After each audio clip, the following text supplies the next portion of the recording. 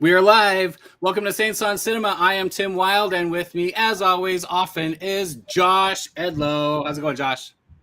It is going great. We're talking about Cobra Kai.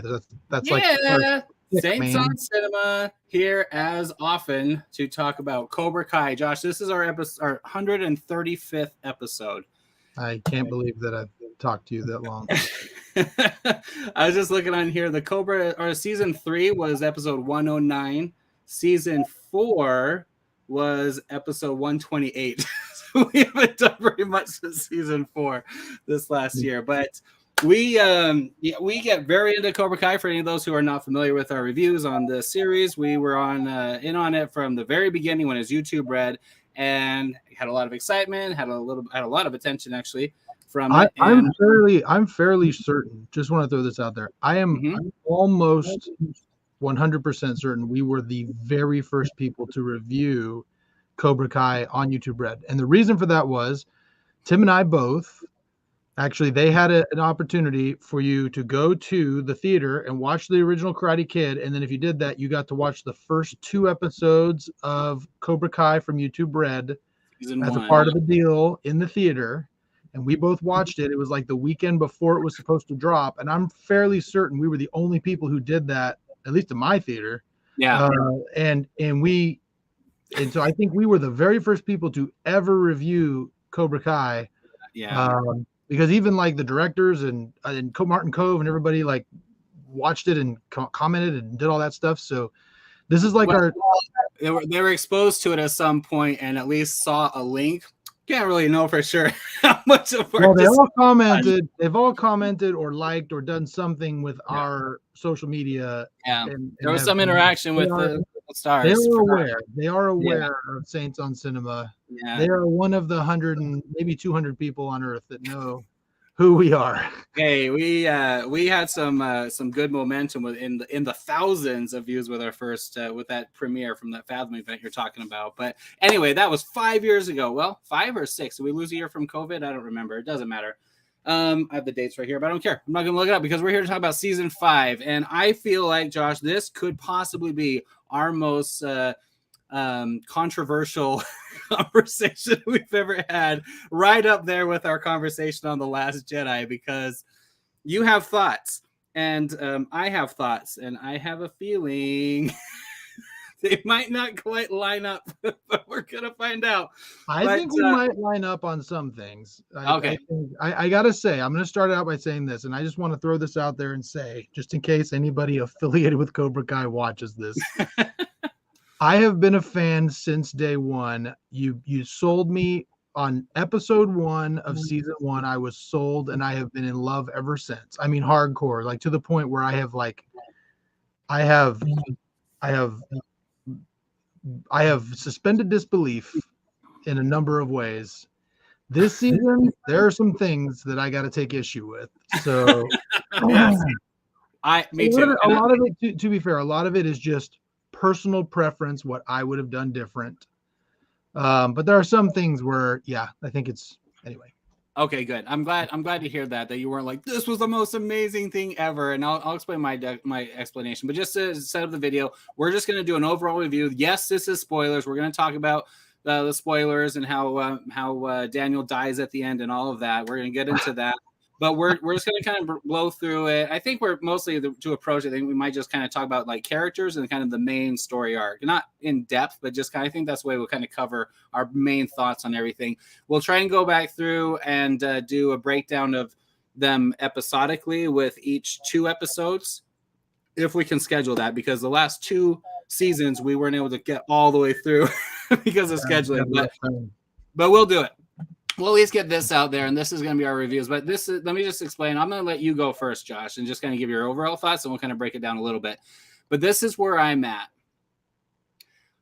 This is kind of how this season has made me feel this way about the entire series. It's kind of the way I feel about the sequel movies in the Star Wars saga films. I feel like for me, there's the original trilogy. Yes, tethered to it is the prequels. And if I feel like going into this other alternate reality where this other story exists, then there's the sequel movies. But I don't live in Disney Star Wars. I live in classic Star Wars world or universe for me. This movie or this season has really made me feel like this Cobra Kai series is the sequel films of Star Wars. No. Now, I'm not. Now you're going too far. You're going too far. No, let me explain. That doesn't mean it's all bad. Just like the sequel movies, they start off really good, but then I was like, okay, they just have to wrap up this little story that they've created, and they had to have somewhere to too big for where the simple story was of these first three movies. That's my biggest thing. It got too big, and I just like, okay, I'm bending reality where I don't think I think I can watch the first three movies and detach that this is the ultimate future of these characters. It's just a potential future of these characters in this Netflix world. And that's not to say I don't like it. I'm just saying there's some purity that I now want to retain in the classic films without this tainting anything about that. But in a lot of ways, it enhances that. But that's kind of my my example. But Josh, I'm going to let you lead. Go ahead and lay into whatever you have to say in your overall thoughts. Okay, so first of all, I think you have gone again way too overboard with your thoughts. This season, I will say this, like I enjoyed the season. I had a lot of fun with it, as I always do. I always enjoy it. I love seeing the characters. I love seeing the returns and how they fit people in. And we'll talk about a couple of those. No matter how shoehorned it was. Are you serious? So no, like I very much am very, I actually enjoyed the returns this season. Both of them that were there, I thought were so well done. Are you kidding? Oh yeah, no, 100%. The returns were great. Okay. No, the returns were great. And then, okay. but I also do have to say, okay, like, how many giant fights can these kids get in before somebody gets arrested? Like, before somebody, like, you know what I mean? Like, okay, we're going. That didn't hang me up this time. We're going all the way to the end. So this is an absolute spoiler on the last episode. But yeah. I laughed so hard when, like, so all the adults break into Terry Silver's house. All the kids break into Terry Silver's business. Yeah. And Terry Silver is the only one who gets it. It's like, because of a security video of him talking to the girl. That didn't even have anything to do with him framing John at all. It's just him admitting to throwing a child's karate tournament. Like, it's like the cops are like, we're gonna pass law right now that this is no, and I understand, because then also Stingray came out and said, yeah, that testimony he gave it wasn't exactly accurate. But still, you gotta go get an arrest warrant. They don't have anything to arrest him on right there on the scene. So I just thought that was like really funny. I would say this is that, like, to me, I enjoyed the series again. I don't know where I would put it. I think I might even put it a little bit above season 4. I don't know. Dude, like, this is the worst season. And I'm not saying it was a bad season. This is the bottom. The seasons 1 through 3 were so much better in my mind. I love season 4 because Terry Silver is like the most interesting character to me, and he's still very interesting in this season. There was just so much stuff that I was like, this is the first season where I have problems with the way they went certain ways. You know what I mean? Like, most of the time in the first 4 seasons, I was on board with everything they did. But this season, there were a couple things where I was like, this is just okay. Let me just start with the very first thing. I hate what they've done with the Chosen character. I hate it. Like, he is so goofy in this. You know what I mean? Like, he's so goofy. Like, he's stupid. You know what I mean? It makes me angry because Chosen was the most badass villain, I think, in Cobra Kai. Like, or I mean, in the Karate Kid movies, he was straight up going to kill Daniel. You know what I mean? Like, kill him. And he was like the best fighter in Okinawa. And then he comes here and he's just so dumb. You know what I mean? Like, attacking Mike Barnes out of nowhere, beating up all the people, like saying silly things that even Terry Silver's like, all right, well, whatever. You know what I mean? Like, I really didn't like that. I think that's my biggest complaint. of the whole thing is that With Chosen. Chosen's character was too goofy and too much comic relief when he should have been more like a Bruce Lee character instead of a wannabe Jackie Chan character, you know? Okay. But as far as the return of Mike Barnes and Jessica Andrews, I loved both of them. And here's the thing. Okay, Mike Barnes, first of all, I love that like all of these characters who picked on Daniel, I love that all of those characters, for the most part, have kind of apologized and have like made amends with Daniel. Like Mike saying, like, I was a messed up kid, I was being stupid, Chosen, doing all that. I thought that was really well done. And I thought I could have done without the whole, oh, well, I'm going to need 50%. And then Daniel coming in and grabbing his phone and doing all that stuff. I knew that was something fake. Like the second he got on that phone. Yeah, everyone did. It was obvious. But, but I did like the way that he had getting out of Cobra Kai. Like he almost had his own Miyagi in woodworking. You know what I mean? That kind of showed him the way and taught him some things and took that bad boy out of him. And he grew and became like a good businessman. Right. And so same the way like Chosen, we find out in this season, Kumiko had a big part to play in Chosen, you know, becoming, you know, the person he is today. Which I think was also great. And I got to say, when Jessica Andrews, so she was a character of all of the Karate Kid, other than Hilary Swank, who I'm very happy to say has still not popped up. And if she does next season, I'm going to be very angry. But of all the characters, I thought Jessica Andrews was the least important to bring back. And I had a feeling they would. And if they did, I was like, there's no point, right? But I think the way they brought her back was perfect. Like she's the cousin of Amanda LaRusso.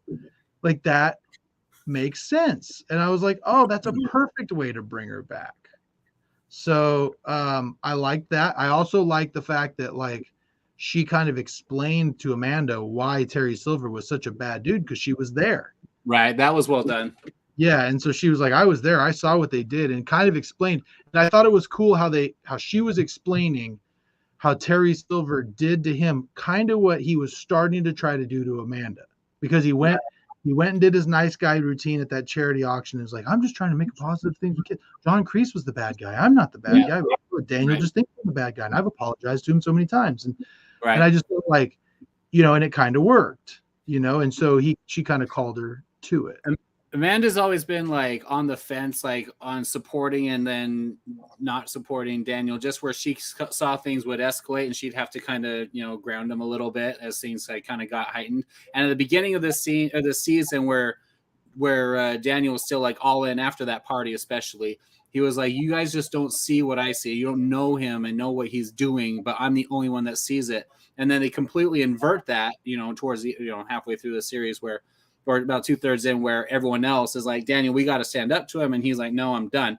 But that conversation with her in the bar was the turning point for Amanda getting it and being like, okay, I can't just let this go. Because all the rest of the time she was just like, this is just stupid. This is ridiculous between your stupid rivalry with Johnny and everything, because it wasn't as big of a deal as they were making it. It was really one of those, we can just have breakfast and you guys can just talk and calm down.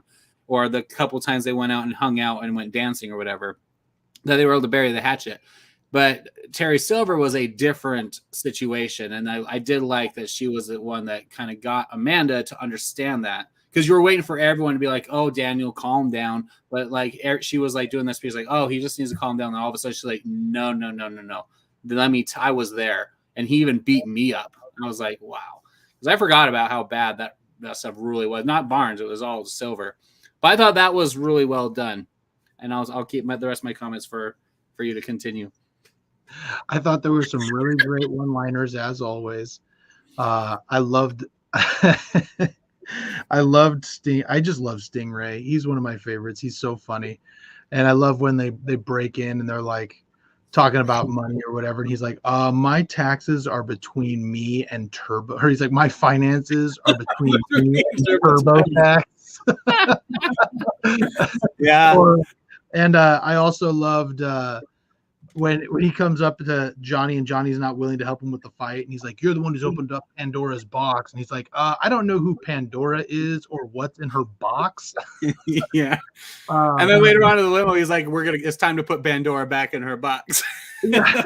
And I also thought it was hilarious when he comes out of the little gas station or whatever at the very beginning. Johnny comes out and he's like showing him all the stuff, showing Robbie all the stuff he bought, and he got those FBI shirts, yeah, all those things. I'm like, I could totally hang out with Johnny. Oh my gosh, guy, he's just my favorite. But I think my favorite, I actually think my. Go ahead. No, I was just gonna say how that tied in with the guy in the cage, or what do they call that?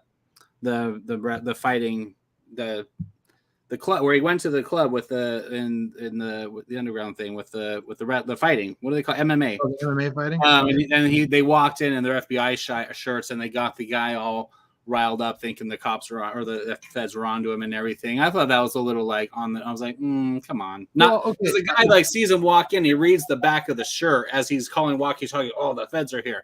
I'm like, he sees the back of the shirt and he can tell these are the kid's a freaking high school kid, But whatever. So what I don't understand, what was the point of all that stuff in Mexico? It was just to draw out time. It was still that. I mean, that's the thing. That whole thing going down to Mexico, nothing. It felt like at the end of the last season, it felt like that was going to be a big deal this season, right? And it didn't. I mean, it was what, 1.5 episodes, and it was Miguel's journey. So him like figuring stuff out, doing something on his own and everything, and going through the adventure that you thought was going to be a big deal. It was kind of like the road trip that Daniel and Johnny had to do in the first one to go find, was it Robbie? I can't even remember now. When they beat up the guys at the shop or whatever, the chop shop. But it was supposed to be Miguel going on this journey. It was supposed to be some bonding time between Robbie and Johnny, because we have to time lapse past that a little bit because they finally connected. And before I watched the whole season yesterday. I watched it all the way through, not because I was on the edge of my seat. It was because I needed to get through it so we could do this review. But I watched the last 2 episodes of the previous season first, so I could kind of get my head around and remember what was going on. And that moment when Johnny and Robbie have their conversation, and he's like, I'm tired of blaming you and everything. And he's like, they're apologizing, and they hug, and he gets it all out. I love that connection. And this was just to show a continuation of that they're making amends and Johnny is trying. But you also got to get Robbie and Miguel to start interacting with each other, because they have to be heroes on the same team by the last fight. The rest of the story. And it was just kind of shoddy waste of time burning to draw out 10 episodes to tell that little story that had nothing to do with anything. So yeah, the first thing was I thought that Miguel's dad was going to be an interesting character, and then when he kind of disappeared, I was like, well, maybe he's going to reappear later on in the season and become a bigger part of this. Mm-hmm. And then he didn't. I was like, maybe in the next season he becomes a part. I mean, it seemed like a big deal to only have kind of a little, like, I'm holding out hope that maybe there's going to be some sort of thing that comes out of that in season 6, because I just was like, I don't understand why they did all this. Usually they're really tight with all the stuff that they do, like it all kind of plays together, and this one it really didn't. The other thing, I was going to say about that real quick. I just think that them doing something with that and that cage fight, if Johnny or Miguel, if Miguel had gotten thrown into there because he was bragging about his karate and everything, he was a champion, and they're so messed up down there, and his dad was so crazy, and Miguel was in this terrible predicament. If he was actually thrown in there and had to fight and got beat up, that could have been a more interesting and a more personalized story of where the new danger and the higher stakes can go in this season, instead of them uncovering the freaking Foot Clan out of nowhere that has these freaking dojos or these senseis from all over the world who are all evil ninja black suited guys who are terrorizing all of the dojos in the city and taking them over just so they could be the world renowned champion. We'll get there.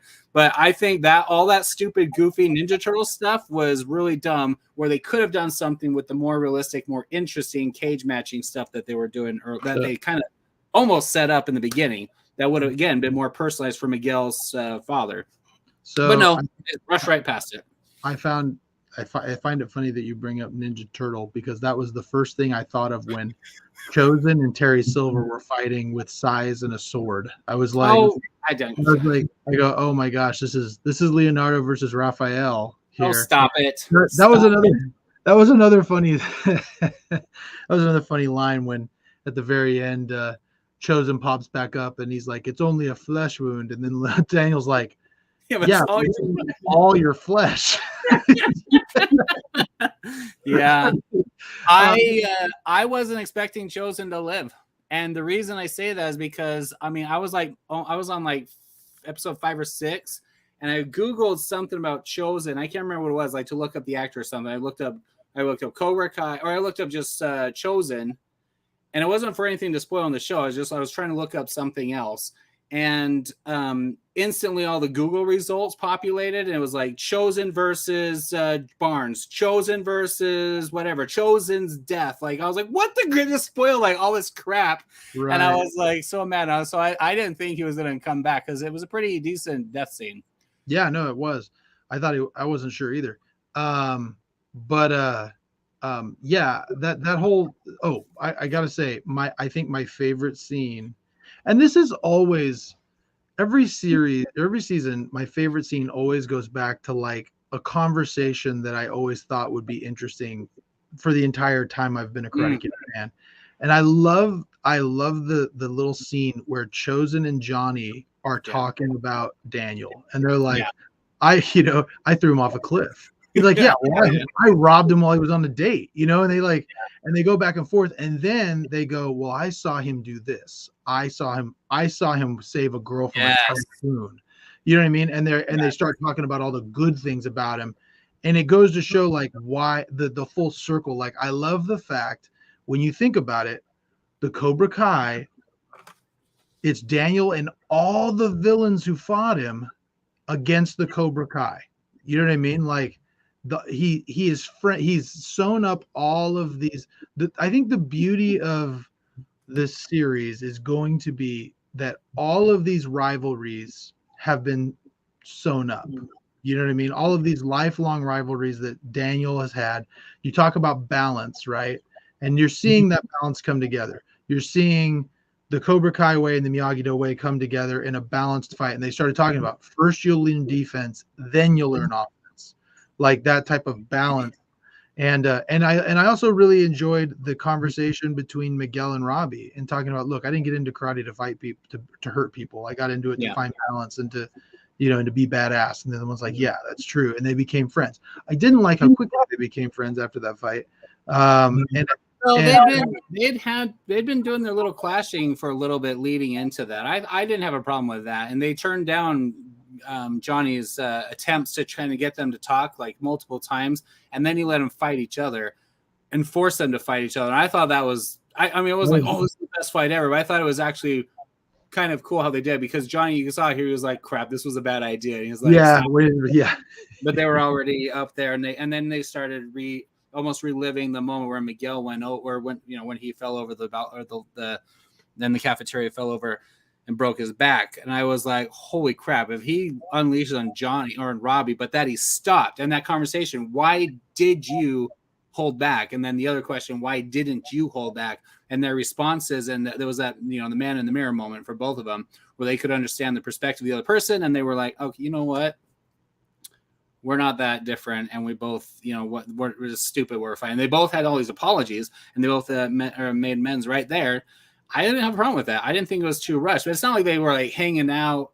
Well, I guess they were. I mean, they were like, they were eating breakfast together the very next day. I mean, because they both live right there. Robbie was there, and he was like, they had breakfast at his girlfriend's house. Like, it made sense. Well, I also, and reminder for everybody here, and anyone who's watched the show, I think, gets this dichotomy. And Miguel and Robbie are really Daniel and Johnny over again, just if they had initially met Miyagi and John Kreese first, right? So that's where it's been. And then all the flip-flopping and everything has kind of made it a little more convoluted. But still, the other thing that I found, which I was a little confused about, was So Johnny, where we find out here that Johnny has gotten Carmen pregnant, and like nobody is saying this is a bad thing. You know, like everybody's like, "Yay! Oh, we're so excited!" But I'm like, Johnny doesn't even have a job. You know what I mean? Like, you know, like, yeah. I didn't like that all that DoorDash stuff he was doing for a little bit. I thought that scene, that montage was really bad. I thought that's they've had one of those little moments of him embracing some part of technology, like social media or dating apps or whatever. Like every season, he was like learning how to do something that was part of like what his character was trying to do in that season. This time with him doing that Uber driving or whatever it was, I thought it was. I didn't think it worked. I mean. I It thought was fine, but I was like, it was just forced. I didn't feel like it was very, very good. I thought that was funny. I'm just more like, Of course you did. I just find it funny how all of these people who are like very well off, did all the right things, are like looking at Johnny, who has generally like, look, he for the most part, Johnny has been kind of a screw up this entire series, right? I mean, he's gotten a little bit better over time, but like everybody's really excited about this, and I'm like, you're like 55. You know what I mean? Like, what are you talking about? Like, No. you know what I mean? Like, and she's in her 40s, and you're like, okay, this is a high risk pregnancy. Where stop it. You know, it's not about all of that. Him not having his life together is one thing, but not his age and all that stuff. Give me a break. Are you kidding me? Okay, hold on a second. How many 50, 56, 57-year-old men do you know with two kids that are in high school are having a baby? That's what broke your suspension of disbelief right there. That's what broke it. I was like, this is dumb. They should be opposing him because he's too old. Or they should be celebrating. No, I'm saying that I just find it really funny how like everyone is celebrating the fact that he like got her pregnant, and I'm sitting there and I'm like, okay, well, wait a minute, you know, they haven't exactly been dating that long, and on top of that, also, it's been years. It's been several years. Yes, it has. No, yes, it has. No, it has. 2 high school seasons or years now. Yeah, it has not been that long. It's been maybe a year because they just that's plenty of time in the rest of the world. They're not all Mormons, Josh. Oh, Mormons are shorter than that. No, I'm not saying that. I'm just saying what I'm saying is that there's nobody going like, so how are you gonna afford this baby? You don't even have a job. Yeah, you're an alcoholic still. Like he's drinking Coors. Okay, cutting you off right now. Let me say what I love about that part of the story. That scene where it's, and this was about halfway through, he found out he's pregnant. That montage of him putting his apartment together and cockroaches a little too much, but like, I mean, just because it was that there was that many that he didn't notice before, or whatever. That sequence and him putting it all together, and then Carmen coming in and having the actual test results, I thought she was going to say, "This is great, but I'm not pregnant." But when she said she was pregnant, his reaction to that was amazing. He was so excited. And she was worried that he was going to react kind of the way you're reacting. But he was so excited because this is his opportunity to do it the right way again. And I'm saying this as a divorced father who has 3 kids who are in high school, who are teenagers now, who it's not like I did them wrong or they don't have problems or anything, but I'm just like, it would have been, in my mind, I would be fine with and excited about if I got remarried, having another kid and being able to do it, having the more complete family for that child the whole time, I'm saying this with my daughter in the other room, and there's nothing wrong with Miguel. There's nothing wrong with Robbie. I'm just saying that was a great thing. It's like a new opportunity for him. And then it was capped off with the scene where Daniel came in all upset, and the music gets all charged up when he was talking to Johnny, and he was like, I got to do something. No one else believes me. And he's like, tell me about this Barnes, or tell me about this Terry Silver, or whatever. And then at the very end, he's like, stop. And when you thought Johnny was going to be like, hey, let's do it. He's like, Daniel, listen to yourself. We have to stop this. We need to grow up. We need to move on. And he's sitting there in his nice apartment. He's trying to get a job. He told Robbie that he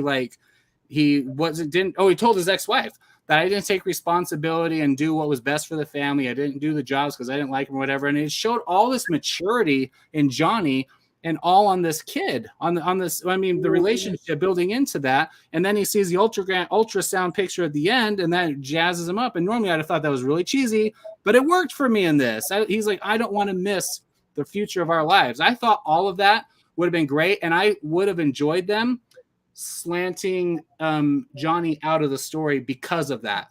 He needs to wash his hands of this and move on, and then come in at the end and help out. So I think I did like that too. I did like the fact that now Johnny seems to be the one that's like rational, and like he's being rational about everything, which I think is great, which was good because that fed into Daniel being mad because he's like, you're the one who started all of this. You're the one who brought Cobra Kai back, and now I got to deal with it. And but hang on, that moment where Daniel realized, like, holy cow, if Johnny is the one telling me I'm going too far, that says something. And that was when he sank on the couch and he's like, you know what, maybe it's time to let it go. And then he gets beat up later. But go ahead. Well, yeah, and also now kind of switching up a little bit, can we also just talk about my least favorite character, which is Sam LaRusso? Gosh, she's such a head case. Like, seriously, she just is like such a head case. Miguel is the nicest guy in the world, and she's like, oh, like he calls her. He was so dead on, and it's just so like typical teenage narcissistic female, where he's like, he calls her from Mexico, like trying to find his dad, and she's like, you didn't even ask me about how the tournament went, and he's like, how are you making this about you? And it's like, yes, of course she does. And then she feels bad, and then, oh, I've got to go find myself, and then she gets mad. She broke up with him, and then gets mad because he's making out with another chick when she broke up with him. Like, gosh, I think you forget what high school girls are like. No, I don't. I'm just, look, okay, maybe my life experience has made me super sensitive to this topic, but I'm just saying, maybe I have PTSD from my past. I thought it was a forced breakup just to throw that little bit of relationship drama in there, and I was like, whatever.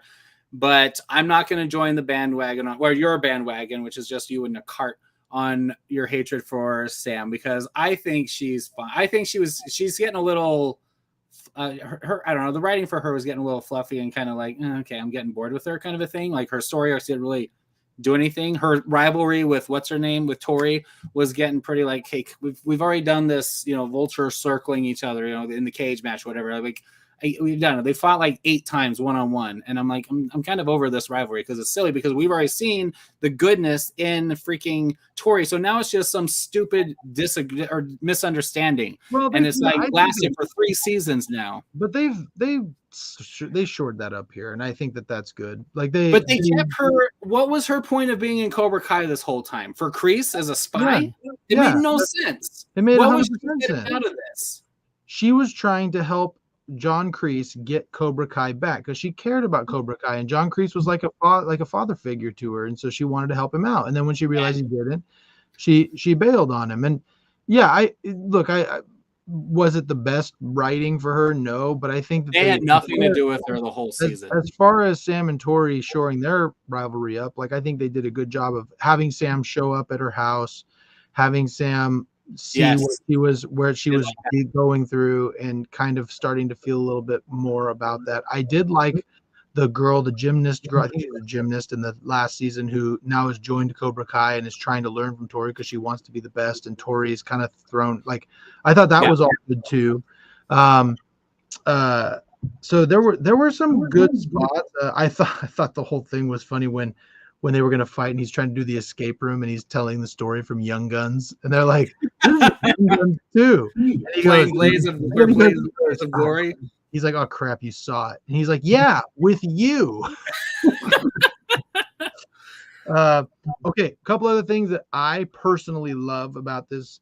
One, I love all the Rocky references, because there are a ton of them in here. There's a lot of Rocky, which I thought was good, especially considering that the guy who was the tournament guy was from and I love how he was like, that movie really like helped my people get free. And I'm like, yes, I know, right? And then here's a little thing for some people who aren't wrestling fans who wouldn't know this. So when Stingray pulls up, and it's a perfect song for it, when he pulls up in the Challenger, the Cobra Kai Challenger, he is playing the song Judas from Fozzy, because that's what he is. He's a Judas in this, right? He's a betrayer, which is the theme song for Chris Jericho in AEW wrestling. So wrestling fans what I love about these guys is like the directors, the writers of this, I feel like they are my people. They're all about Rocky and Karate Kid in 80s and wrestling and like all this stuff. Like they call to my soul. I mean, like everything they do, I just am like, I just need to hang out with these guys because I feel like I'm just one of them. I mean, it's so great. I just love everything that they do. Okay. But anyway, and one more thing I didn't like. I thought that the bar fight between Jessica and Amanda and the women was so forced. Like it was so unnecessary. Yeah. I mean, that whole thing, like they're like what in their 40s, maybe 50 or 50s probably, and they have like these high school girls coming over like making fun of her with their high. I'm like, are you freaking kidding me? It's sad enough, and it's only because we love them that we like are going along with Daniel and Johnny having their little thing still lasting. Mm-hmm. But these freaking all these like midwife or middle-aged women who are like housewives coming in like, oh, what was your name from high school? I was like, freaking give me a break. And then they like square up and like start a fight. And then was that the one where Sam came in? Yeah, Sam came in and kicked the girl. I was like, holy crap. That was too much for me. I was like, okay. I thought also there were a few things that I thought were really nice touches to this too. Well, another thing about Stingray. I really liked the depth they gave Stingray when he is sitting there and the kids come in and he's explaining the whole thing about how he was he was afraid, like he wanted to be a warrior and noble and now honorable and noble and now he has no honor and he has no nobility. I thought that whole scene there was really telling about the kind of guy Stingray is. He just wants to be accepted, and he found a group that he could be accepted in. And then when he got kicked out, he was willing to do whatever he can. And now he's just a scared kid, and he didn't get any of the things that he was hoping to get. He lost all of it because he just and his friends that he was accepted by and got along with and hung out with were there at his door. It wasn't about Cobra Kai. The whole point was Cobra Kai had these kids that's what he became attached to. That's what he like betrayed. And then that's what he fought, or that's where he was like kicked out of. And then he was trying to get back into it. So there's all his friends sitting there in his apartment and he still won't talk to them and tell them the truth. They had to have that ridiculous dungeons and dojos or whatever it was. Hold on a second. I don't think that's necessarily true because half of those kids that were his friends were still in Cobra Kai and not. He also really, really wanted to stay with Cobra Kai, and John Kreese wouldn't let him. And now he didn't want to talk, not because he didn't want to talk or he had some loyalty to Cobra Kai, but because he was afraid of Terry Silver, and he should have been. I mean, he said it. He said, Terry Silver nearly killed me to get power. What would he do to me to hang on to that power? That's the only thing that was an excuse for his behavior, was being afraid of Terry Silver, nothing else. All this other stuff, it was just dumb. I didn't think. I think they went a little too, because then why did he turn at the end? There was no reason for him just to show up, which I thought was actually kind of good. That she was like, it's Cobra Kai in the driveway, right? And he gave him a ride where they pinged Daniel's spot in the woods or whatever. That whole thing was dumb. But when he comes out, he says, "Come with me if you want to live." That was kind of funny. But I don't know. I just thought it was just silly. I don't know. I like Stingray. I thought him being bought off was a better motive than being afraid of Terry Silver. And it wasn't about the money. I believe that was, but they just played too much in this loyalty stuff. But he was afraid of taking that loyalty. I don't know. It didn't work for me. And that's all that D&D stuff. He's telling them essentially the truth. There's no recording devices. It's not like they're going to find the information and go do something about it. And he's going to say, I didn't tell him. I didn't use those words. I was playing Dungeons and Dragons. That was all dumb and unnecessary. I know it was like a metaphor, like you're talking about showing the warrior and all this stuff that he had in his head about it. But like, I didn't, it was dumb. And I love Dungeons and Dragons. I really should have spoken to my soul, but I was like, no, this doesn't work. Anyway, go ahead. Well, I just thought it was an interesting character depth type of situation that showed he's not just some goofy. No, I was fine with that. He had some real depth to him. I don't know if you caught this, but I found it really funny that when he was looking up how to be ready for a baby or whatever, if you look at his recent searches, the first one is how to find hot babes. I thought that was really good. I saw that came up, and I knew there was stuff on there I needed to pause for, but I didn't. I was trying to hurry through it, and when we go back into the review, I was going to look for those kind of details. But yeah, that's funny. I knew there was things on there like Flash. I'm like, oh, I got to see what he had on there. The one rivalry that I think is the most intriguing right now, quite frankly, is the one between Anthony LaRusso and Kenny. I think that's interesting just because Kenny was so, he beat up Kenny so much and then kind of changed his tune. And now Kenny's the one bullying Anthony. And Anthony's kind of in this position where he's like, he kind of feels like he deserves it, because of what he did to Kenny. And then it went, I had like a visceral reaction to the poop-filled swirly in the toilet. I just was like, I was just sitting there and I was like, oh my gosh, if that was my son, I would go in there and kick the crap out of all of those kids. I don't care if they're minors or not. Like I would beat them all. I mean, I liked where Sam found out that it was him being bullied and saw the thing at the water park where she was sitting there trying to be, detached from the scene. She's like, I'm done with all this stuff. And right there in front of her, her brother was thrown in the pool in the tubes and stuff. But she was like, why didn't you tell me? And he was like, I don't think telling my sister about my bully would have been the better thing to, I thought that was, but I like her reaction, how when everyone finds out about this bullying, they all react different. Just like Robbie in the last season, he was like, wait, this is the guy that was picking on you all year. But can we just talk about Kenny, how I think he's ridiculously OP for this brand new Karate Kid?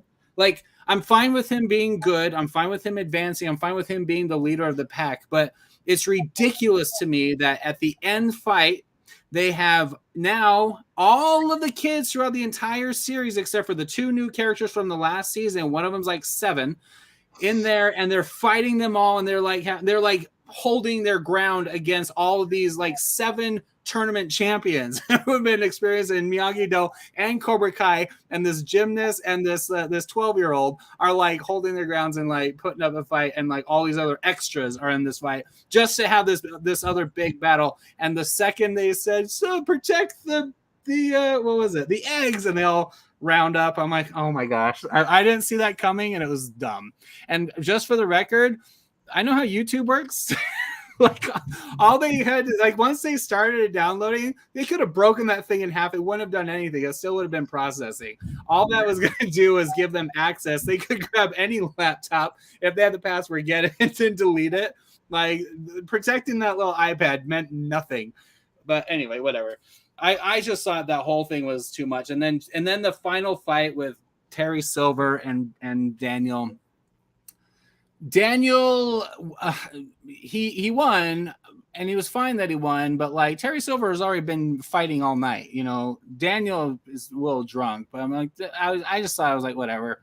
And him breaking the TV or the glass or the mirror or whatever, and everyone throwing I was like, okay. Because that's what happened at the end of Karate Kid 3, was everyone was throwing their the Cobra Kai shirts back onto the end of the mat. It was like, we don't want your branding. But I don't know. I thought the fights were fine at the end of the last episode, except for where the crap was Terry Barnes the whole or Barnes Terry. He got beat up in that first fight. He got hit in the head, and he's out of it for the whole time for Johnny to fight for about 20 minutes of screen time. All these guys, and then he comes in and gets that last hit at the very end. I was like, what's the point of having Barnes in there? Can you explain? You like Barnes's usage. I thought him in the beginning was good. He should have been written out of it as just a good cameo. He didn't need to be there at the end as this like little fun, like, oh, last minute, here's Barnes. The only thing I didn't like is why in the world did he ever blame Daniel for his furniture store getting burned down? I didn't. Yeah, that was like he was mad at them. And then he figured out, oh wait, it was Terry Silver. Let's go beat the crap out of Terry Silver. Like, yeah. And I did find it funny that all of the villains, they're drunk and they're like, yeah, let's go do it. And then Daniel's like, what? No. Like I thought that was pretty funny. I like seeing all of them together. I was like, okay, for what this show was doing, finding fun, creative ways to get them all together to see these impossible relationships you never would have thought to see. Here they all are going to go fight Terry Silver right now, and he's like, "This is ridiculous. It's a dumb idea." He's like, "That's why you won't expect it." So they jump in the car, and then they leave Daniel. I completely left Daniel. I was like, "Wait, how's this going to go?"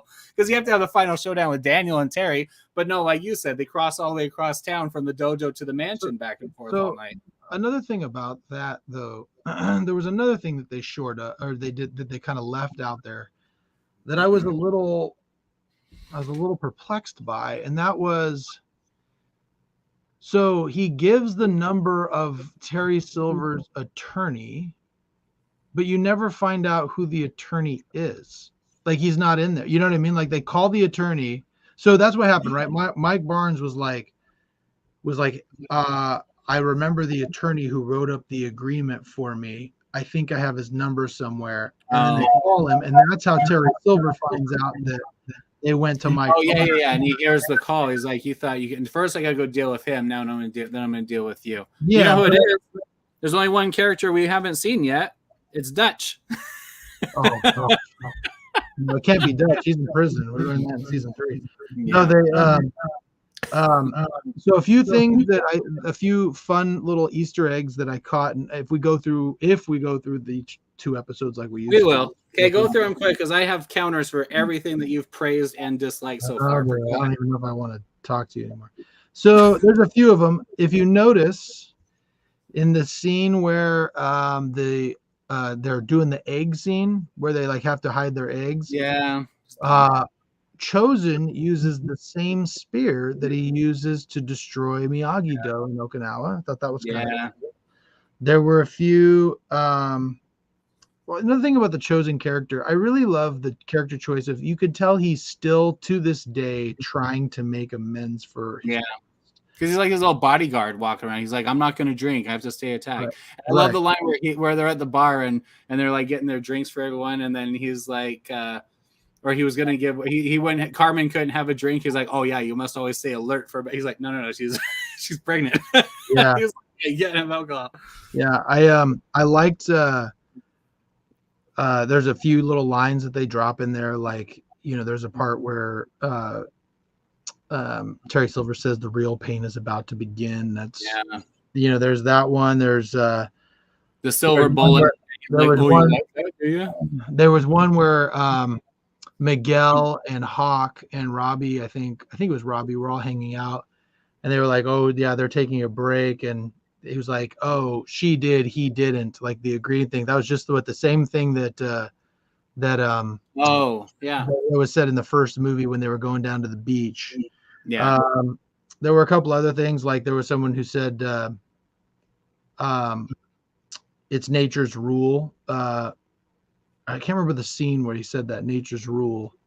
But that's exactly what Mr. Miyagi had said to Daniel at one point. Yeah. First, he said we were talking about first learn stand, then learn fly. Yeah. And so there were a lot of those little little words that things, like there was a thing where they were talking about, I can't remember where exactly it was, but it was in the very first couple of episodes where he says, "This is not the tournament, this is for real." That's just what exact same thing that was said to Daniel right before he goes and fights Chosen in the second movie. There was a lot of those in there, and I love the scene where Daniel walks into, it looked like Mr. Miyagi's bedroom. Yeah. He says, "I don't go in there," and you see little things, like you see the little sign he made for paint the house. Yeah. You see the little picture of Yukie and and some of the things in there. And I love how you learn more things about. I love the parts where you get to hear about things that Mr. Miyagi did after the Karate Kid movies, like Amanda LaRusso saying that she got cold feet right before and went to his house, and he said, it's easy. He just basically says, what did he say to her? He said, it's easy to spend your whole life with your head in the sand, kind of thing. And so I thought that was pretty cool too. You missed Chosen when he called Yukie, or not Yukie, he called Komiko. Komiko, yeah. When Johnny is like, that Kokomo chick. Yeah. He's like, but he said, I'm glad I came or whatever, but one thing I wish I'd done was bring you with me or whatever the line is about that Miyagi said. Yeah, he said that too. Yeah.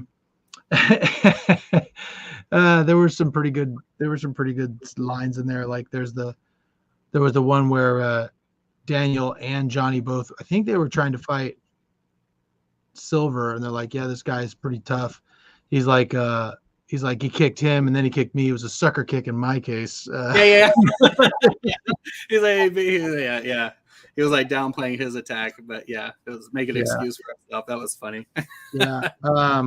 So yeah, me personally, I felt like it was a good season. But yeah, like I can tell when and the ending.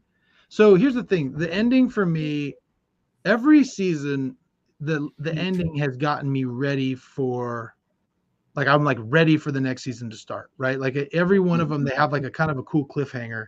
John Kreese in the first movie, in the second movie, or in the first season. Second season was I can't remember the second season. I think it might have been when Johnny and Daniel first start trying to work together again, and then after that, the second season is the end of the tournament where Cobra Kai won. I think that was the big thing. Then they were going to join dojos in season 3. Season 4 was where Chosen shows back up. Yeah, Silver got Johnny arrested. Right, and then Chosen shows back up to help, find it. Yeah. And then this one, I mean, the cliffhanger is John Kreese broke out of prison, right? Or broke out of jail. And I was like, all right, so first of all, with Jello. It was Jello. And it wasn't like he had anyone in his corner or helping him or bribery. It was just he had the guy pretend to stab him with Jello on his chest, and that got past the guards, took him out to the, where he beat up 2 security guards and then strutted out wearing the uniform or the doctor's costume or whatever it was, and just walked out of the prison. I was like, okay, this has gotten way too much. Well, and I also that was dumb. It was dumb. I also thought that was kind of like that moment where John Kreese at the beginning of the episode gets shanked. I was like, holy crap, he got shanked. You know what I mean? And I was like, oh my gosh.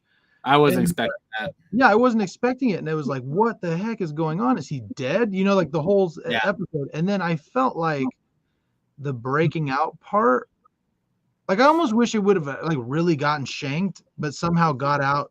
You know what I mean? Instead of like faking it. I either would have rather him being killed or that doctor or the counselor that was talking to him, or if she had helped him. And that's why when it cut back to her and all he did was pull her badge, I thought it would have been more interesting if she, for whatever reason, was sympathizing for him and helped him get out. Yeah. I would have bought that more than he actually used Jello and like quieted his heartbeat, and like he had no pulse when they checked his pulse, and then he like got brought out to on the morgue table or whatever, and then he like just comes up and just starts beating up the cops, and they weren't ready for him, and just struts out of there. I'm like, give me a break. Well, I just think it's so interesting that like I don't know. I just thought it was dumb, or is this a down? It was just like winding down. Yeah, it just you know what I said at the end of the season. I was watching it. I think it was with my son watching the last episode, and I just said, "Yeah, I think it's about time for this series to end." I said that last season. I said I was like, okay, so like this. I'm glad next season's the last season. You know what I mean? Like it, because I feel like they're getting to a point. It almost feels like maybe they're starting to run out of ideas. Like they got to a point where they're like, I know where I want this to end. I got to get it there.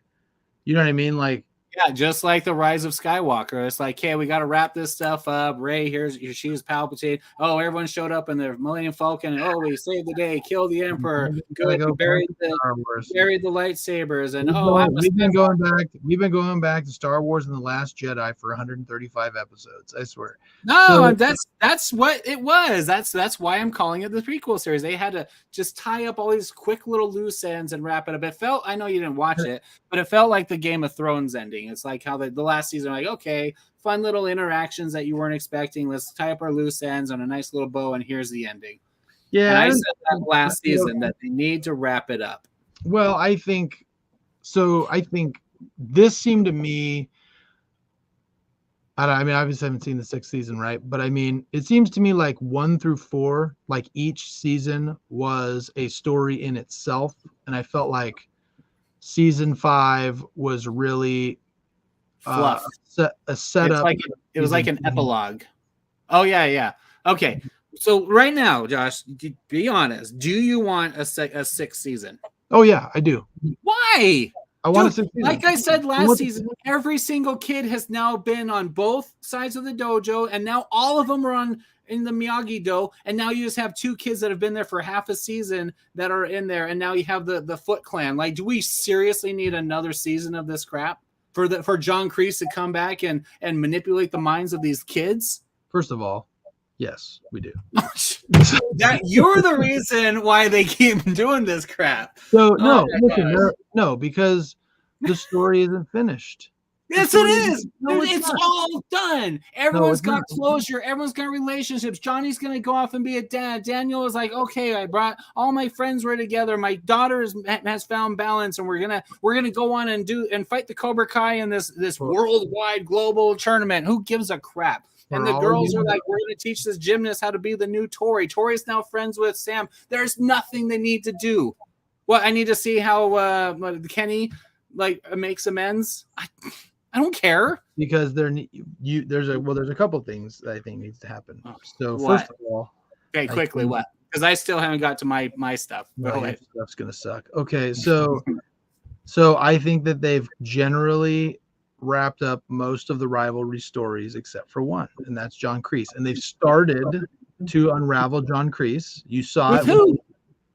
With everybody. John Kreese. Just everyone against John? Who cares? John's going to come out powerless. No, you don't understand. John Kreese starting to realize through his therapist. You saw that scene where he started seeing all these people from his past. Mm-hmm. He's starting to see why he is traumatized the way that he's traumatized. The people that he's hurt over the course of the time that he's been doing it, he's got to shore those up. He clearly has feelings, a father-like feelings for Johnny. He's got to shore that up. There's got to be balance. He doesn't have balance. They did that at the end of the last season when he told Robbie, don't go for the cheap shot or whatever, and Silver was all pissed off at him, and that was their final turn. That was him de-escalating Johnny and showing growth and maturity, and that was their big clash. And Sherry Silver's that's the same thing that Johnny in the 2nd season, where Johnny's I know, that's what I'm saying. They already started this journey. We don't need a whole season to watch John Kreese I'm a good guy. No, I'm a bad guy. Because we already saw him coming down from being this. This is a long journey, and he's just. Oh gosh, it's been 25 episodes isn't long, and 50 episodes of this isn't long enough. No, it's not, because the thing is, Tim, is that so you saw a little bit of it when he did that in the season where he says, okay, don't go for the cheap shot. He's done it several times. He had several conversations with Johnny about it. He talked and he started crying in this season. I don't need to see him come out, become a bad guy again, and then be like, oh, maybe I should be softer. I don't think he's going to be a bad guy again. I think who's the villain in the new season? Terry Silver from behind bars? Oh, come on. Terry Silver we're done. We're done. I'll tell you who's coming. First of all, Terry Silver, he's got all the resources in the world on a bum charge. He's getting out for sure. He comes from money. He's a white guy. Hollywood's going to make sure he gets out easy because he can snuff everybody because nobody sees through his BS. You got the granddaughter of the grand karate master who trains. By the way, I love that they made the Terry Silver dojo master actually real. I thought that was great, from Karate Kid 3. I think the dojo master comes in. I think he comes in. He's dead. It's his grandson or whoever. Did they say he was dead? I don't remember saying The guy that taught it was like his family secrets. Like he's not the. Yeah, I know that. But what I'm saying is the 50. original guy, he could still be alive. You don't know. No, I think the original guy's gone. I think because we'll see. My point is that like obviously they're going to go to this world tournament and there's going to be balance and everybody's going to be happy and John Kreese is going to be redeemed. And when that everyone happens, and I said this last season, every villain has to become a good guy. Is that the only way that we can do these stories? They have to keep introducing a new bully and a new bad guy sensei so that they can like just convert over to the light side one by one. It's a never-ending cycle. Like you said, they're running out of stories. This season, they've run out of stories. If Darth Vader can redeem himself at the end of Return of the Jedi, then that's the one time. And now we've seen Johnny be redeemed, Miguel be redeemed, Tori be redeemed, Sam be redeemed, Miguel be redeemed. Did I already say that? And now John Kreese be redeemed, and you want a second redemption from him. Yeah, they've been redeemed. He's in jail. Redeemed, Chosen be redeemed. All the Cobra Kai kids were redeemed. It's like nonstop. You're like, we fought this evil Jedi, here's a new one. We fought this evil Jedi, here's a new one. We fought this evil Jedi, here's a new one. And you're like, no, we got to tell every character story until there's no possible Jedi out there. There are always going to be new karate senseis because this season we had 20 new foot soldier senseis from all over the world, and you want to see each of their redemptions and join Miyagi-Do. No, give me a break. It's fun. Their redemptions, but I do want to see the original characters' redemptions. Yes, and also we're all done. And also, Tim. Mm-hmm. Remember what Mr. Miyagi said, there is no such thing as a bad student, only a bad teacher. So if they get under, and as we see, when they start going to Miyagi-Do, they all become good. It's only when they get under Cobra Kai's grasp that they become bad. And once we get John Kreese's redemption, things will be good in the karate. We already saw it. We already started the piercing light. We don't need to see the entire arc and another 10 episodes of drawn out stupid stories of them going down to Mexico for absolutely nothing, just so we can have another character come in. And when you're talking about this old Sensei Master, that's just like them bringing back Palpatine and the Rise of Skywalker just to have a new super villain. It's the exact same freaking thing. Anyway. All right, real quick, because this is why we don't get any views. Okay, go ahead. You shoot the mic plenty, but let me say, first of all, one of my favorite things, I think the only redeeming thing in this season was Chosen. You're crazy. That first couple of episodes where he was there and they were talking, they were making their plans. He was the only one that believed Miyagi. He was all disciplined, except for the swimming thing and when he was naked was kind of funny. That's another callback when he got up and he greeted Amanda the same way that she greeted Daniel in the first morning when they were in Okinawa in the second movie. But everything was Chosen, including when they had the auditions or the tryouts for the new senseis of Cobra Kai, and they moved down the line and bam, there's Chosen. You're like, oh yeah, he's infiltrating him. I was so pumped up for that. And then they showed him fighting. He took on Tori and everything. Was it Tori? Yeah. Yeah, he approached Tori and was training and everything, and I thought that was so cool. He had his alias. He invited him to dinner, and you knew Terry was onto something. That whole thing with the beer twist. We'll get into all that stuff when I got to say real quick before you go on from that. When that happened, I was like, oh man, is Terry Silver going to turn Chosen? Like for a second, I thought that maybe he would turn him. And then he didn't and all that, but I thought that was cool too. When he showed up, I was like, "Oh man, that's gonna be fun." Yeah, I was like, "Yeah!" I cheered. I actually, and we already knew Chosen was an alibi or an ally at this point. But when he was there in position to like in the ranks, I was like, "That's freaking awesome!" Then when he beat up the senseis and he drew the line and says, "This is the line. You don't mess with him." And he was like, and then the line later on, Terry Silver's like, what your warning was before I cross it." And then cross it, and then cross it, and then cross it. He was calling him out for that. But I loved it. And he was kind of goofy, like in the later part of the season, but I thought it was just fun seeing him being human. I didn't have a problem with him having a crush on Kumiko. I mean, I didn't have a problem with that either. I know. I'm just saying. I kind of felt when they started alluding to that, I was kind of like, I always thought he kind of did. You know what I mean? Yeah, in the second movie. I did. So, yeah. I thought that was really good. And his fight, that he was already he learned to train with weapons. So he's already established that in the second movie. Mm-hmm. He talked about the spears. So for him to fight Silver with melee weapons, I was like, that's fine. That's totally appropriate. I didn't feel he was too Ninja Turtles-y. But his death, I think he should have. I don't have fun with him coming back, but his death was pretty good. But it really that fight didn't really do anything other than defeat him. He could have come back and saved Johnny instead of Barnes saving Johnny. Barnes being in that last fight was unnecessary. I liked Barnes' cameo in the beginning. I thought it was fine. Him growing up and being mature, having his furniture store and everything, great. I enjoyed all that. Chosen fighting Barnes was stupid. That whole thing where he charged in there and fought him, and then Barnes got all defensive and everything. I thought that was all like, okay, this was just to make a funny misunderstanding fight scene, a little joke. But other than that, I loved everything about Chosen, even his goofiness, because think about this. His uncle is Sato. You saw Sato when he was like more relaxed at the end of the movie. He was kind of a goofy guy too. Of course he's going to have a little bit of that. That's a good point. I did especially when he started drinking. Remember Sato when he was drinking the sake at the party? Yeah, I did find it cool to watch the one scene they did of young Chosen being trained by Sato and talking about her at that point.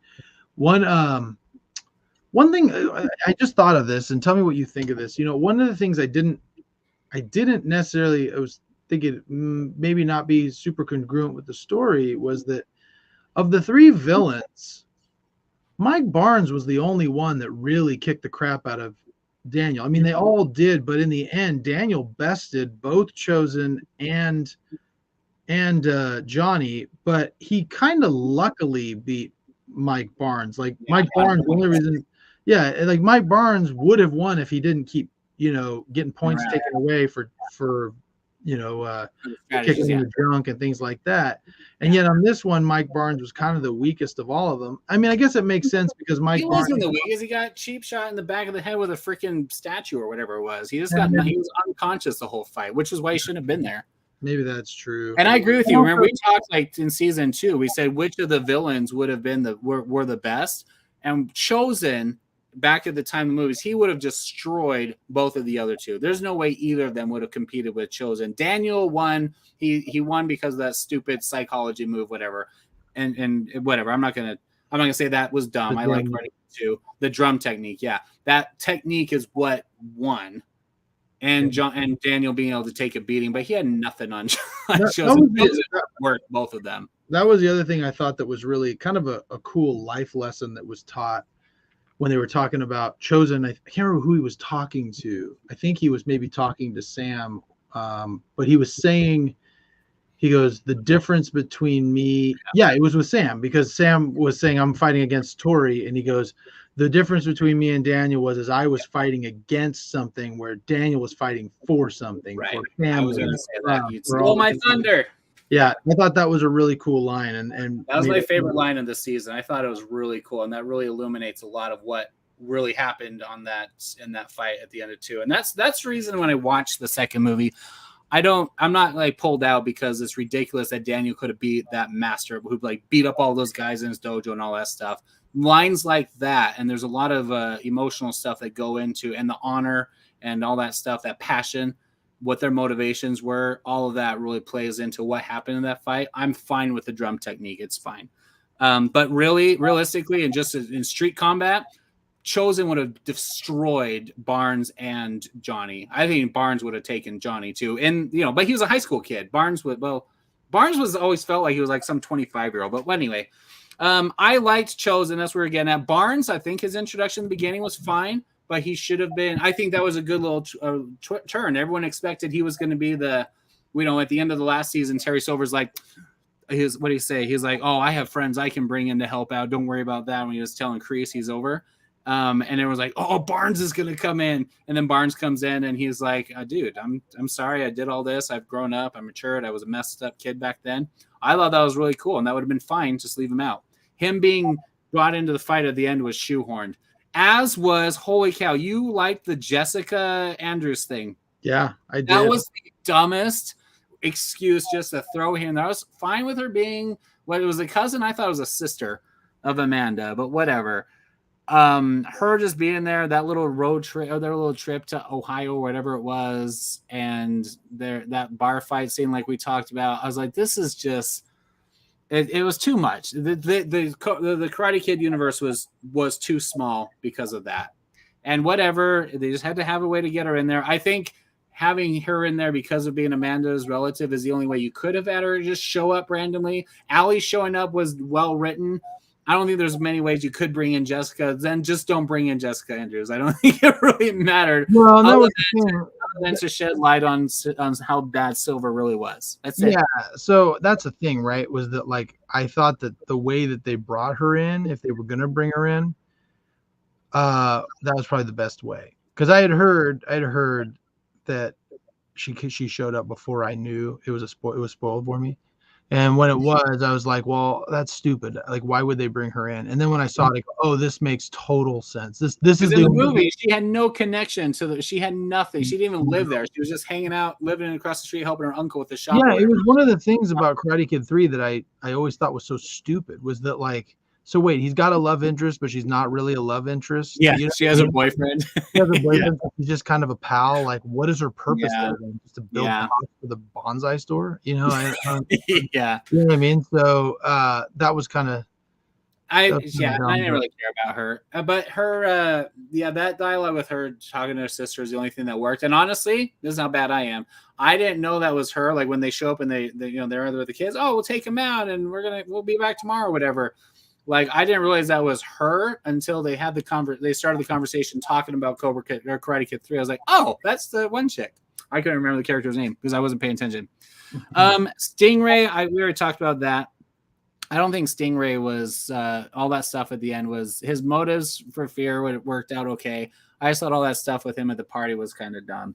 The trip to South America to Mexico or New Mexico, whatever, and then they cross the border, whatever. I thought them fighting the surfboard, the surf guys that were little con men. I thought that was cool how they didn't like take full advantage over Miguel, how they conned him. I thought that was like, oh, that's interesting. And then with Johnny there, they like get into a full fight, and then Robbie comes in and they had to fight together. I thought that was fun. That's just like the chop shop with Daniel and Johnny in the first one. But that whole story I think would have been way better if they had to force Johnny into the ring, and when he walks in there with the MMA guys, like this grab ass fighting stuff. It's just bullcrap, because that's a mentality for some old school karate people versus like the new fighting styles for the MMA stuff. But that could have been interesting. They could have gone somewhere with that instead of the Foot Clan. And that's my biggest problem, Josh, is like all of a sudden they introduce this worldwide, and I text you that line when it's all intense and they're having their little war council meeting with all the friends around Daniel's couch, and they're all like, oh no, then if they win, then they're gonna be and Cobra Kai will be global. Oh no! I was like, holy crap, there's so many martial arts out in the world that can destroy everything about stupid karate, and like these big the Shaolins and like all this stuff, like they're not gonna give a crap about this old karate style that came from this one old guy. There's so many that one old guys in the world and all these different cultures that Cobra Kai is going to go global, and they're going to like terrorize and manipulate the minds of all the youth in the world. And there's going to be this big thing. We got to stop them here at the Valley. Just give me a break. It's just like they're making it way too big for this stupid concept. So I guess this is like, for me, I look at this like this is just a completely different universe where all that MMA stuff is not as prevalent as it is now. I know they went to an octagon and all that stuff in Mexico, but like it's just the Karate Kid universe. You know what I mean? Like everybody's into karate, and that's how it works. I just in the Valley disbelief a little bit, I guess, in this one. And that's what I'm saying. That's what I'm saying. Like this series, I can detach it from the original movies. Where fine. This is that world that we're in with this kind of ridiculous, all this stuff that we've kind of joked about, all these episodes about how no one's in jail and all this stuff. No one has serious injuries and everything. I'm like, all right, that's fine, because that's where you suspend disbelief. I'm okay with the lore and the storytelling of the original movies without having to break too much of that. I can keep them compartmentalized for that reason. But once they took it to that level, I'm like, all right, this is now a comic book movie.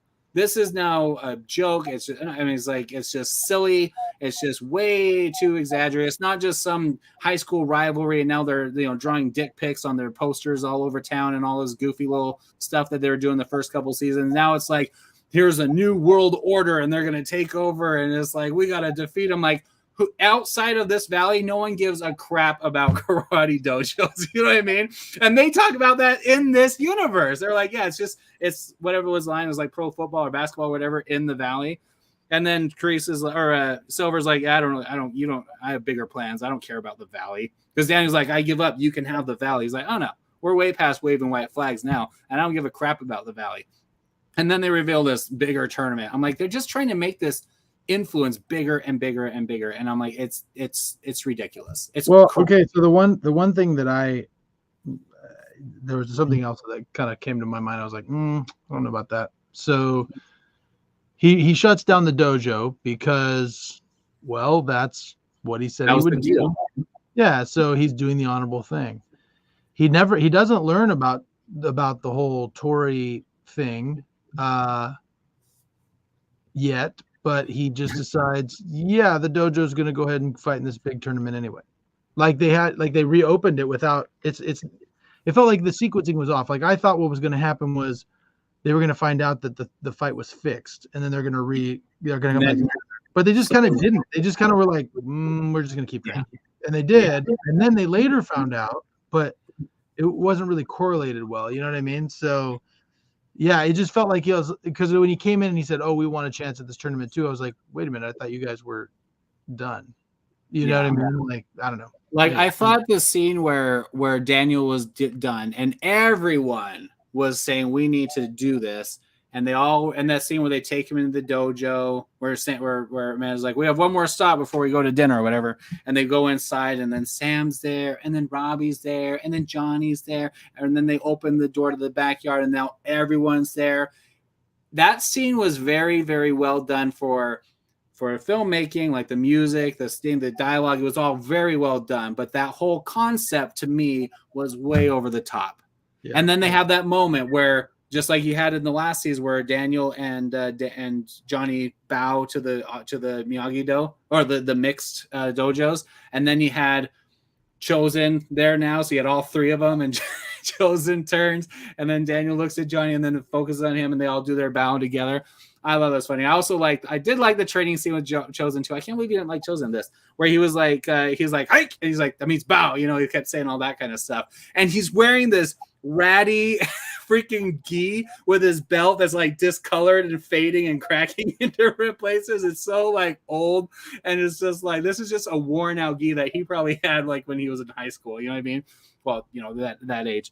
But like, it's just funny to me, like that he's all serious, and then they go to get the announcement. He's like, oh, I'm Daniel, 2-time champion, blah blah blah. And he's like, I'm Johnny, 2-time champion, and he's like, I'm Chosen, world. Whatever he said, worldwide or karate master or whatever, and then the one Chinese guy bows to him.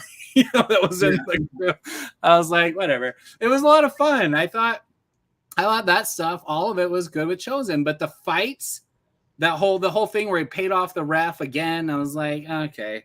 And that was the thing. It was obvious. You know what I mean? Like, and he kept looking every point. He's like, am I doing it right? And I was like, give me a freaking break. You know what I mean?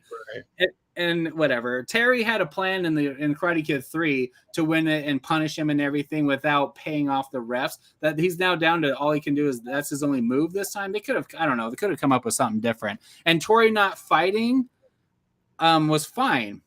Oh, I have one more big complaint. They had to move the freaking, last time it was the laser tag fight. This time it was at the water park. I mean, do these kids have to like hang out around each other no matter where they go? They can all go to golf and stuff while someone else goes to the water park. Like, it's like, there's no, like, you get that slide, we get this slide. It's like the stupid karate turf crap is just ridiculous that they have to like have a new set and everywhere they go. And oh, he popped my inner tube. Oh, that's it. We're going to throw down. I'm like, holy cow, this is so dumb.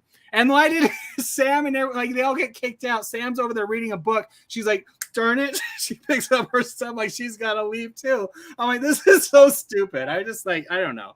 And that was all during the time of like, Robbie, I thought you're supposed to be out of it. And he's like, shut up, Miguel. And like their little thing kept drawing on. I was like, come on. This is where they're stretching the taffy. They just have to extend it to make 10 solid episodes. So they can get all their viewing hours in and to make it a solid round number. But this whole thing, Josh, Could have been wrapped up in 4 episodes. And I'm serious. I'm trying to burn through it. I was like, oh, we're kind of towards the end. Now they're setting up for the final fight, and everyone's good guys. Everyone's best friends again. Everyone's shaking hands. We had the bowing in the yard scene. That was great. This should be almost over. And I checked to see what episode I was on. I was like, this should be tying up in the next episode or 2. And I had like 4 more episodes. I'm like, what? Why do they have to do that? And it was ridiculous. All like you said. They had to have the bar scene. They had to drive all over and get drunk and have the fun little dialogue. And I thought they were going to get ambushed at the bar, by the way.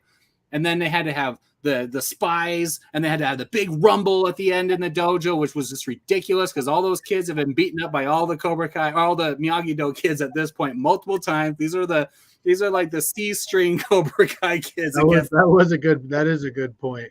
They're like, all of the kids in Miyagi-Do now have been training for a couple of years and are trained in both Miyagi-Do and Cobra Kai and championships and have won multiple championships. And the other ones, it's just they were the biggest brawlers. They were these kids, the C strings, were the ones that were getting beat up. Yeah. Kenny was the one kicking the crap out of it. Kenny was the one kicking the crap out of everybody. Yeah. I was like, okay, I'm fine with a brand new kid being good, but I'm not a brand new kid being a threat against the entire army of masters of all 3 styles. I'm like, all right, but whatever. And then Silver shows up and they have their little showdown. Whatever. It was fine. It was the weakest of all the series, and I don't need a new season. Everything was wrapped up. I enjoyed and I said it from the beginning.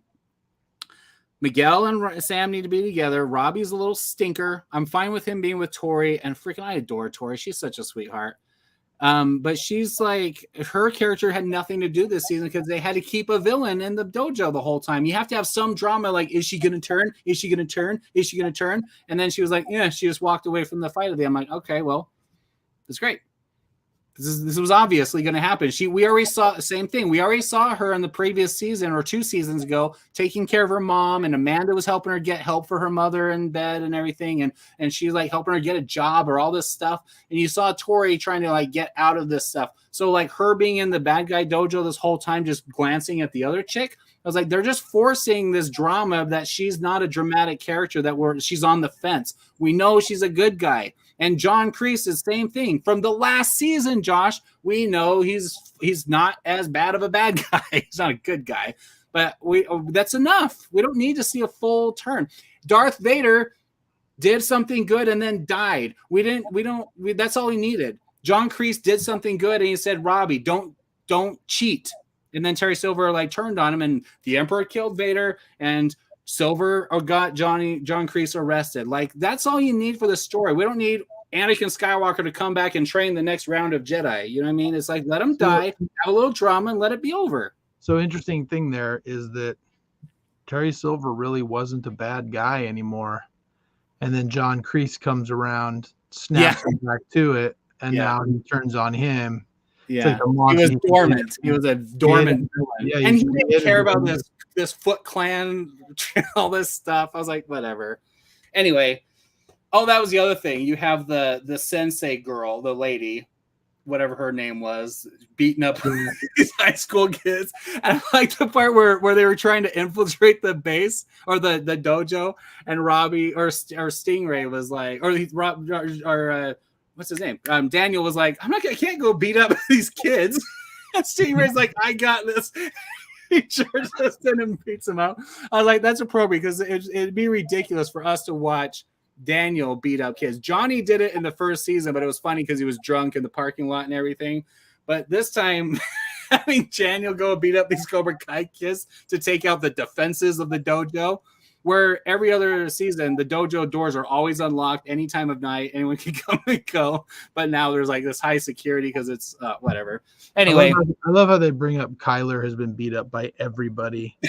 They're like, you've been beat up by everybody you've bullied. And then Dimitri's like, except for me. And he's like, you'll get your turn. Yeah. And then he did.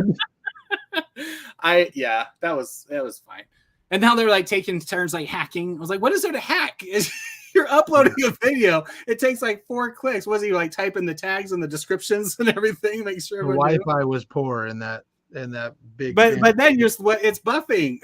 There's like Dimitri's hacking, then he gets pulled off, and then Hawk is hacking, then he gets pulled. I'm like, okay. Anyway, all right, let's do a quick ranking. Where do you rank these 5 seasons? Where do you put? Just rank them. Which is your favorite? It's hard to say because it's been so long since you remember. Yeah. But just I still think season 1 is going to be my favorite because it was such a good season. I don't know. I think it goes 1, 2, 3. Maybe 5, 4. I don't know. 4 and 5 were. You think this season has anything that beats out the Kumiko episode and the Chosen episode and all that stuff? Really... So was that this 4th season? I'm pretty sure that was 4th season. It was. See, yeah, I think it's probably the weakest of the 5. Then, because I did love all that stuff. That stuff was strong. I cried, and I cried everything. I didn't cry in this crap. I cried in the Kumiko episode, and there was a lot of quality nostalgia kind of stuff here. Totally random, but speaking of crying, did you see that Brendan Fraser 6-minute ovation where he cried at Sundance? That was amazing. Anyway, you didn't see that? No, I'll look it up though. We'll talk about that another time. Yeah. I'll check it out though. But so it's kind of in order. It just progressively got worse. So 1, 2, 3. I don't. It's hard to say because I just remember having such strong feelings after the first season, just being like everything about this, like every episode built on the one before it, and that scene between Daniel and Johnny where they're sitting in the bar and they're having that conversation, like doing that whole thing, and I also really love that like Daniel and Johnny are now just friends. Like they're annoyed at each other. They don't like each other, but they really do. They're friends now. And the fact that Chosen and Daniel are friends now, and how like Chosen and Johnny are friends. You know what I mean? Like they've all kind of built. Yeah, he's like, that guy's pretty cool. He's like, yeah, he's the best. Yeah, and it's just so funny how, like I said, I mean, I think that I'm going to be satisfied at the end. I know you're like, oh, I don't need another season. I want another season. This is the end for me.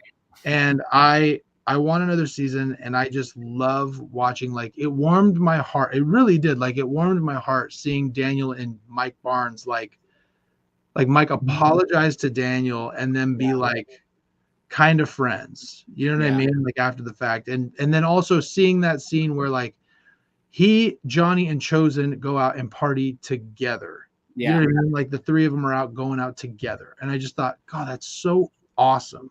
Who would have thought? I think of all of them, I think he's the one that looked the most badass. Like I could believe that he would be doing all this fighting and stuff at their age. I thought, what's his name that plays Barnes? He was cool. He interacted with us on Twitter. You had a personal conversation with him. I did. But I think that was good. I agree. That was solid. That was almost at the Kumiko level. That was probably at the Chosen level. And if you remember last season, I was okay with it, but I was like, it wasn't my favorite thing that they redeemed Chosen like that, like off camera and everything. I'm like, I liked him being this badass who like ran off on the island and just vanished, and who knows what happened to him. But I was okay with his redemption. I liked it. Yeah, I liked it. My favorite part of this season was Chosen. Absolutely. Of this season? He was my favorite part of it. Yeah. I think story-wise, everything was drawn out and boring, honestly. So I think there were things that I did like about Chosen in this season. There were. But there were some things that I just didn't like the comedic aspect of all of the things he was doing. If they would have saved the comedic aspect of it to the part where he was drunk, then like I would have been fine with that. That was a good point I made about Sato, huh? And I didn't think about that till we were just talking. Well, but my point is like the little things that make him look just so stupid, right? Like coming in the middle of the thing where Daniel and Mike Barnes are talking, kicking the crap out of Mike Barnes, and then being like, "Oh, well, then no, you might want to call an ambulance." Or whatever. And then that was funny. That was hilarious. You're like him charging in to fight Barnes was one thing, and that they went into a little fight for a second. That was dumb. You're like, whoa, no, don't fight him. He's like, oh, he's a good guy. He's like, yeah, because they're doing this espionage. He was waiting out in the car, worried about Daniel, and he's like his protector. So he was taking too long. And then there's like that scene, like that line's like, oh, well, you may want to call an ambulance. And then there's looking down at the freaking the laborers outside, like all beat up. Well, Yeah, there were a couple Hilarious. things like that where I was just kind of like, okay, I Him would have fighting liked hard him, with that, but I would have liked him being more of, like I said, a Bruce Lee type character than kind I of a probably goofy Jackie Chan, like Rush Hour type thing that they were doing between the two of them. So my I didn't like Chosen being comic relief. I felt like we had enough of that from Johnny. So, but his comedic relief worked in the last season. Like we didn't complain about it then. It was he was kind of funny in that when they're sitting in the cafe staring. Yeah, I remember he was staring at him and he's like gonna get up, and I can't remember. He was like he's like I can get my own refill or something. He's like no. He was like demanding that he lets him serve him and everything. He had some jovialness to him. yeah, I don't know. I think like I said, I think he got a little champed up. Like the thing is I feel like that everybody does this in subsequent seasons of anything, right? Is that they see that certain things work, and they I don't know if they do focus groups or whatever, but they hear that people like it's the same thing with I would say it's the same thing with Thor, God of Thunder, or Love and Thunder, or whatever. It's like you sit there and you're like, okay, so yeah, everybody loved all this stuff in Guardians of the Galaxy, so let's put it in Ragnarok, and then it works really well in Ragnarok, and then like, well, let's do more of it in Love and Thunder, and now Love and Thunder is just like over the top ridiculous with all this humor. That's what I feel like this was kind of with Cobra Kai, is that everyone loved the goofiness with Johnny, everyone loved the comedic timing of everything, so they just ramp it up to where there's this, because think of all the comic relief we have. We've got Stingray, we've got Johnny, you know what I mean? And now we have. I thought this was the least funny season. I don't mean because the jokes they land. I don't think they tried to be as funny in this season. I think there were a lot less of those. I think they were trying to get more serious. Yeah, but like I said, I mean, I think that they could have been more serious. I think it could have been better without the silly making Chosen look dumb humor. See, I think you just don't like that Chosen was the focus of the humor. That he shouldn't have been the source of it. There should have been other characters that were. Yeah, I think. I would have liked Chosen to play a much more straight-laced, kind of like Miyagi type, who occasionally has a little bit of funniness, but is very, very serious. Well, I'm glad you're finally catching up to my mature perspective on movies, because in my Thor Ragnarok review, I was ridiculed by everyone for not loving it, because I said all of that tonally. It's all over the place. It's a mess compared to the other Thor movies. And then went out to Guardians of the Galaxy. You loved it. Whatever. Everyone loves it. I did love it. I did love it, but I did say that I thought that it was too. I didn't like that they changed the feel. I thought it was too much like Guardians. And that's where this one is. It's totally like the stakes are harder. There's like life and death stuff going on, but then there's this like whatever. I think honestly, the best written season is season 1.